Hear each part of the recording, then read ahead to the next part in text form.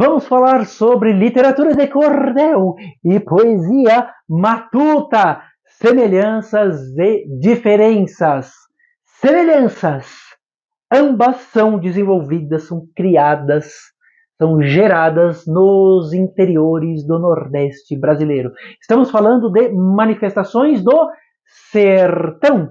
Os poetas que fazem essa manifestação, as pessoas que consomem estas manifestações são consideradas como sertanejas, e para as pessoas do interior do Nordeste, isto é motivo de muito orgulho.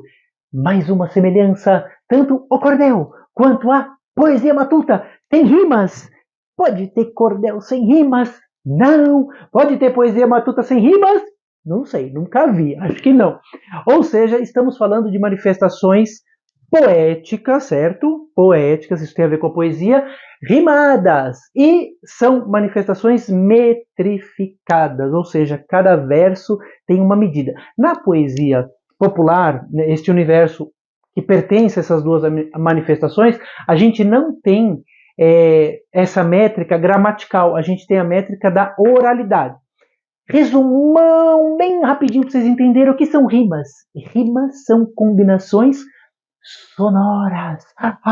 Rima não tem a ver com significado, né? Rima tem a ver com o som.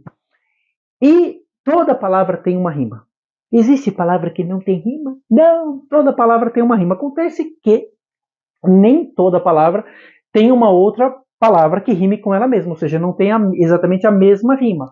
Pode ter uma rima parecida. Rimas são combinações sonoras, toda palavra tem uma rima e toda rima começa em uma vogal. Existe rima que começa em consoante? Não! Toda rima começa em uma vogal. Qual vogal se a palavra pode ter mais de uma vogal? Como meu nome é César. Estou aqui, César. César é rima em Ézer. Marque aí, Julie. Ézer, porque eu comecei a rima do meu nome em Ézer, porque o E do meu nome é a vogal tônica. Coloque aqui a palavra camisa. A rima de camisa é isa. Por que isa? Porque a sílaba tônica de camisa é mi e a vogal da tônica, da forte, é o i. Então a gente pega da tônica até o fim. Há basicamente dois tipos de rimas: as perfeitas e as imperfeitas. As perfeitas são elas elegantes, bonitinhas? Não. As perfeitas, se rima tem a ver com som, são aquelas que têm o mesmo som. E as imperfeitas são aquelas sujas? Não. São aquelas que têm sons parecidos. Olha que interessante. Rimas perfeitas, exatamente o mesmo som. Como, por exemplo, mesa rima em esa e beleza rima em esa. Não tem a mesma grafia, mas eu tenho o mesmo som. Então é uma rima perfeita, certo? E já uma rima imperfeita, ou seja, que tem um som parecido, aqui, cadeiras, que tem um som parecido de brincadeira. Uma tem rima em eiras e a outra tem rima em eira. É o mesmo som? Não, é um som semelhante, é um som parecido. Então eu sei que neste universo poético a gente tem basicamente esses dois tipos de rima. Olha que interessante. Na literatura de cordel, de acordo com a tradição dos poetas populares do interior do Nordeste, eu só posso ter rimas idênticas. Não posso ter rima parecida. Na poesia matuta, eu posso ter rimas idênticas, ou seja, com o mesmo som, mas eu tenho mais dois tipos de rima, na verdade. Aquela que é parecida, como eu falei, cadeiras e brincadeira, é um som parecido. E também tem aquela que é de acordo com a fala do povo. Muitas vezes, peguem o meu nome, César. O que é? Eu estou mostrando para vocês o que é o registro da fala do povo. César. César tem uma rima em Ézar, tá vendo? Ou seja, mas poucas pessoas falam César com R. As pessoas podem falar César. Nesse caso, que se falar César é de acordo com a escrita? Não, é de acordo com o registro da fala do povo.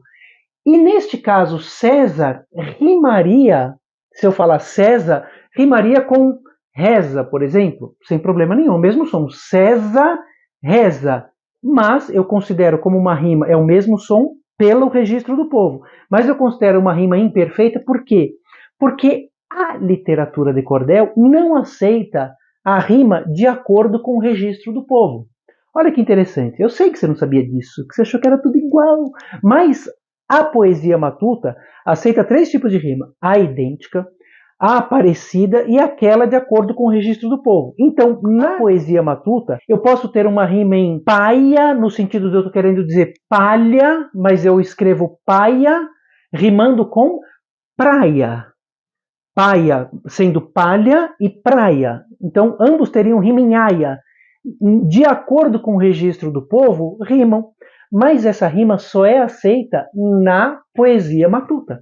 Essa rima eu não posso usá-la na literatura de cordel. Quem que está falando isso? É o César? Não! Quem está falando isso é a tradição dos poetas populares.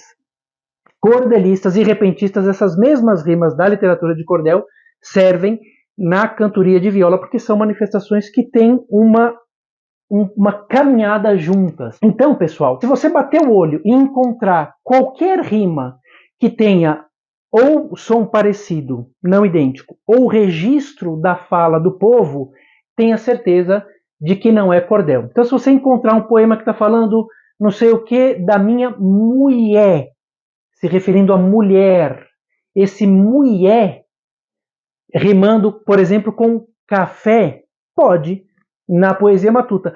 Pode no cordel? Não pode no cordel, porque o cordel só aceita um tipo de rima. Qual é? Aquela que tem exatamente o mesmo som. Precisa ter a mesma grafia? Não. Tem que ter mesa, beleza, né? São sons idênticos, mas não tem a mesma grafia. Outra coisa muito comum entre essas duas manifestações é a métrica, né? A medida do verso. 5 sílabas poéticas tem um tempo inteiro na poesia matuta. Papá, papapá, papá, papapá. Esse é o ritmo das 5 sílabas. Na poesia matuta eu posso ter quadrinhas, estrofes de 4 versos, com rimas nos versos pares, por exemplo. Na poesia matuta as formas são mais soltas um pouco. Já na literatura de cordel, a gente usa as mesmas estruturas da cantoria de viola, do repente de viola, e aí a gente começa com estrofes de 6 versos, depois vai para 7 linhas, 8 linhas, 10 linhas, com métricas que são basicamente 3, de 5 sílabas, cada qual na sua função, de 7 sílabas a mais comum, sem dúvida, e de 10 sílabas poéticas. Resumindo, são manifestações do interior do Nordeste. Às vezes o mesmo poeta pode fazer tanto literatura de cordel quanto poesia matuta, mas ele sabe, opa, agora eu vou fazer cordel, agora eu vou fazer poesia matuta. Quando ele faz cordel, ele segue as regras do cordel. Quais são as regras do cordel? Rimas idênticas? Sim. Métrica, não pode ter cordel sem métrica, hein? Não pode! Tem que ter cada verso bem medidinho. Essas são as regras do cordel. Regras da poesia matuta. Cabem 3 tipos de rima, perfeitas, com certeza, de acordo com a fala do povo, e parecidas, e métrica também, basicamente as mesmas que a gente tem no cordel, com mais flexibilidade das formas. São manifestações ricas, belíssimas do nosso Nordeste brasileiro, feito por poetas e poetisas há muitos anos, e espero que vocês tenham aproveitado esse vídeo e conheçam mais sobre o cordel e a poesia matuta. Um beijo e, claro, aperta o botão e siga aqui e compartilhe o vídeo. Tchau.